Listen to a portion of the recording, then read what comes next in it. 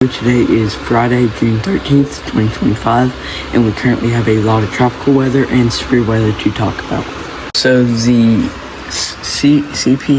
CPC Climate Prediction Center has indicated a 20% probability of tropical formation in the next 2 weeks in the western Gulf of Mexico. If this does form, the models are showing it just going straight into Mexico and not really affecting land, other than some heavy rainfall, and other than that, not really any other major impacts. And we also currently have, it just got upgraded to a tropical storm, but Tropical Storm Dahlia has formed in the eastern Pacific, and it is expected to stay a tropical storm as it goes out west into the central Pacific and not have any major impacts to land, except for in this area of Mexico that it is affecting right now.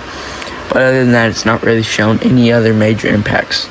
And then now let's go to the severe weather side of things. Currently have a day 1 slight risk for severe weather in Montana, Wyoming, South Dakota, Nebraska, Colorado, Kansas, Oklahoma, and Texas, and New Mexico, and a marginal risk in Montana, South Dakota, Nebraska, Kansas, Oklahoma, Texas, New Mexico, Colorado, and Wyoming, and a general thunderstorm risk surrounding that. And then we have a day 2 slight risk for severe weather in Montana, South Dakota, Nebraska, and Wyoming, and a marginal risk in Texas, New Mexico, Oklahoma, Kansas, Nebraska, South Dakota, North Dakota, and Wyoming, and a general thunderstorm risk for most of the country. And then we also have a day 3 slight risk in the same areas: Montana, North Dakota, South Dakota, Nebraska,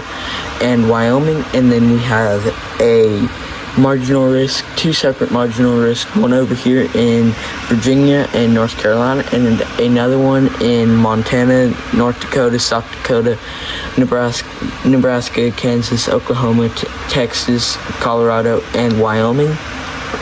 And then we have a general thunderstorm risk surrounding that. Going back to the day 1 outlook tornado probabilities, we have a 2% tornado risk, 2% chance of a tornado within 25 miles from the point in Montana, Wyoming, Nebraska, Colorado. And then we going to the day 2 outlook, we have a 2% risk for tornadoes within 25 miles from any point in Montana, South Dakota, Wyoming, Nebraska, and Colorado. And then going back to the day 1 wind risk, we have a 15% risk for damaging winds within 25 miles from any point in Montana, Wyoming, South Dakota, Nebraska, Colorado, Kansas, Oklahoma, Texas, and New Mexico. And then we have a 5% risk surrounding that in pretty much the same states, except for it stretches over into Arkansas. And then we have a day 2 15% wind risk in Montana, Wyoming, South Dakota, Nebraska, and Colorado. And then we have a 5% wind risk in Montana, North Dakota, South Dakota, Wyoming, Nebraska, Kansas, Colorado, Oklahoma, Texas, and New Mexico. For the day 1 hail risk, we have a 15% hatched risk for damaging hail within 25 miles of any point. That is a 15% probability of damaging hail within 25 miles of any point. And then we have a 10% or greater probability of that being 2-inch plus hail. And the SIG hail risk is in Montana and Wyoming. And then we have just a plain 15% wind risk in Montana, Wyoming, South Dakota, Nebraska, Kansas, Colorado, Oklahoma, Texas, and New Mexico, and a 5% wind risk surrounding that. And then we have a day 2 15% hatched risk in Montana, South Dakota, and Wyoming. And then we have a 15% wind risk in Montana, Wyoming, South Dakota, Nebraska, and Colorado. And then we have a 5% wind risk in Texas, New Mexico, Oklahoma, Kansas, Colorado, Nebraska, Wyoming, South Dakota, North Dakota, and Montana. Then back to the day 3 outlook, we have a 15% probability of any risk of any mode of severe weather within 25 miles of any point in Montana, North Dakota, South Dakota, Wyoming, and Nebraska, and a 5% wind risk in Montana, North Dakota, Wyoming, South Dakota, Nebraska, Colorado, Kansas, Oklahoma, Texas, and Arkansas, and New Mexico. And then we have a separate one in Virginia and North Carolina. And then continuing on, we have a slight 15% probability of any mode of severe weather within 25 miles of any point for the day 4 outlook in South Dakota, Minnesota, Wisconsin, Iowa, and Nebraska. And then for the day 5 outlook, we have a 15% probability of any mode of severe weather within 25 miles of any point in extreme southern South Dakota, Nebraska, Iowa, Kansas, Missouri, and Colorado. And then for the day 6 outlook, we have a 15% slight risk for severe weather within 25 miles of any point in Wisconsin, Minnesota, Iowa, Illinois, and Missouri. And then we also have a critical fire risk in Nevada, and then a elevated fire risk in Washington, Oregon, California, and Nevada for today. And then tomorrow we have 2 separate elevated fire risks, one in Washington and Oregon, the other one in California and Nevada. And then we have 3 separate slight risk for excessive rainfall today, one in Oklahoma, Arkansas, Mississippi, Alabama, Tennessee, Kentucky, Indiana, and Illinois, another one in Texas and Louisiana, and another one in Maryland, Virginia, and North Carolina, and a marginal risk in Colorado, Nebraska, Kansas, Oklahoma, Missouri, Arkansas, Tennessee, Kentucky, Illinois, Indiana, Ohio, Pennsylvania, West Virginia, Maryland, Delaware, North Carolina, Tennessee, never mind, I already said that, Texas, Louisiana, Mississippi, Alabama, Florida, Georgia, Montana, Minnesota, Wisconsin, Texas, New Mexico. You can see on here. And tomorrow we have 2 separate slight risk for severe weather, one in Kansas and Oklahoma, and another one in Virginia and extreme southern Maryland, and then a slight risk in South Dakota, Minnesota, Wisconsin, Iowa, Nebraska, Kansas, Missouri, Oklahoma, Texas, Arkansas, Louisiana, Mississippi, Alabama, Tennessee, Kentucky, Illinois, Indiana, Ohio, West Virginia, North Carolina, South Carolina, Georgia, Alabama, Mississippi, Florida, West Virginia, Maryland, Delaware, Virginia. Everywhere in the green has a marginal risk, and anywhere in the yellow has a slight risk. And then for the day 3 outlook, we still have a slight risk for excessive rainfall in West Virginia, North Carolina, and Tennessee. And then we have a marginal risk in Montana, North Dakota, South Dakota, Wyoming, Nebraska, Iowa, Minnesota, Kansas, Missouri, Oklahoma, Arkansas, Texas, Louisiana, Mississippi, Alabama, Tennessee, North Carolina, South Carolina, Kentucky, Ohio, Pennsylvania, Delaware, Maryland, New Jersey, West Virginia, and North Carolina.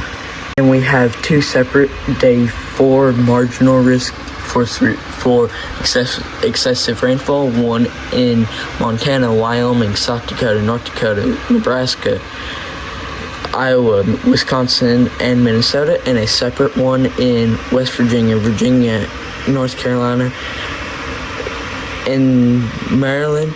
And then we have a day 5 slight risk for excessive rainfall in Minnesota, Iowa, Nebraska, and a marginal risk in Wyoming, South Dakota, Minnesota, Wisconsin, Iowa, Missouri, Kansas, and Nebraska.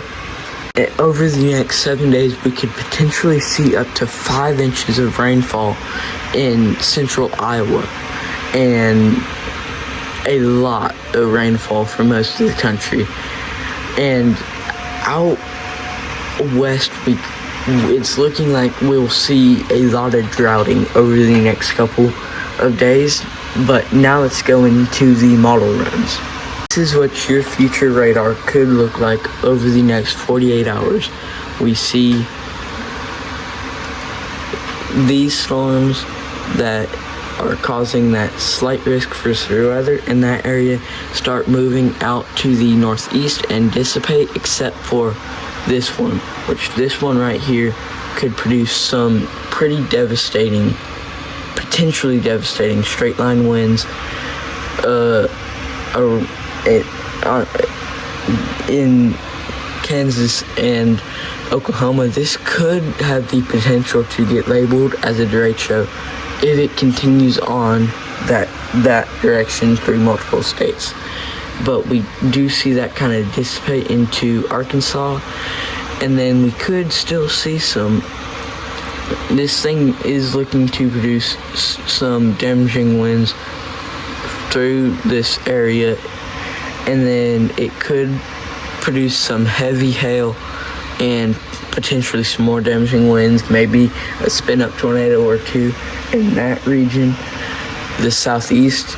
And then we could see another round of come through, and that one would look to produce some more damaging winds, potentially spin-up tornadoes, and potentially some hail.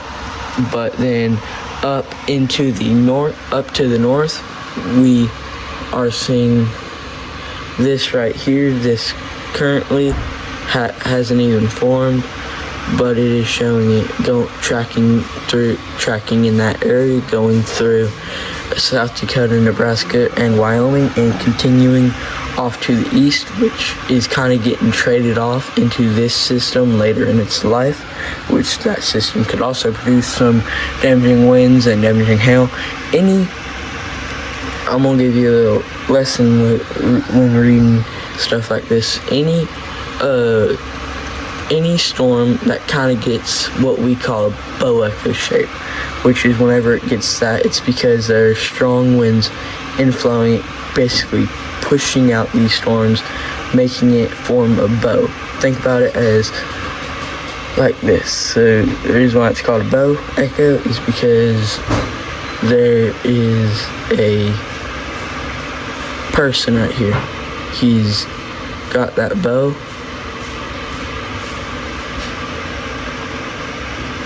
Very awesome drawing. And he's getting ready to shoot, and it's kind of getting that bow echo because it's kind of pulling back the sides. That's basically what it is. What that is, it's just whenever it's a straight line of thunderstorms, and then it gets a strong inflow from the back, and it kind of pushes out that into like a horseshoe shape or a bow echo shape, and that's how it gets that shape. And it usually means you see some damaging winds in this region outside of it. That is also what you look for whenever you're looking for a derecho setup, but it does not look to be a derecho because it doesn't look to be long track enough.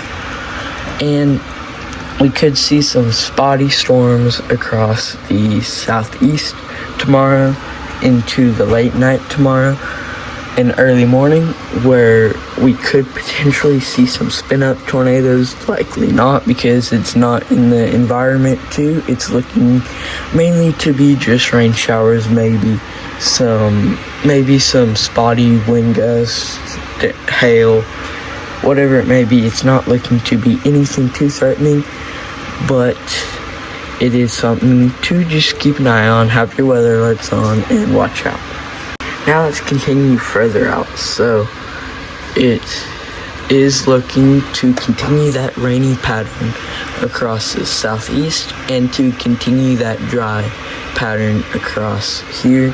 And as I go further out in this model, you can see a lot of moisture being held in this region, and it is expected to kind of stay that way for the next couple days until eventually we'll start to see this high, the Bermuda high, kind of try to swoop all those rain showers out of there and try to take rain showers away. That is also why we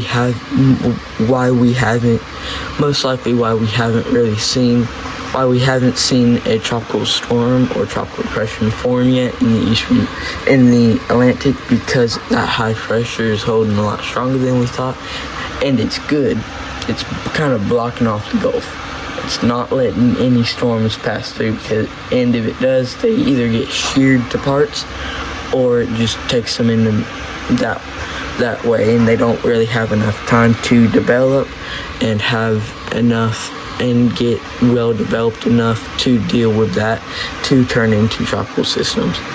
But that is all I have for you today. Thanks for watching this. Please consider subscribing and liking.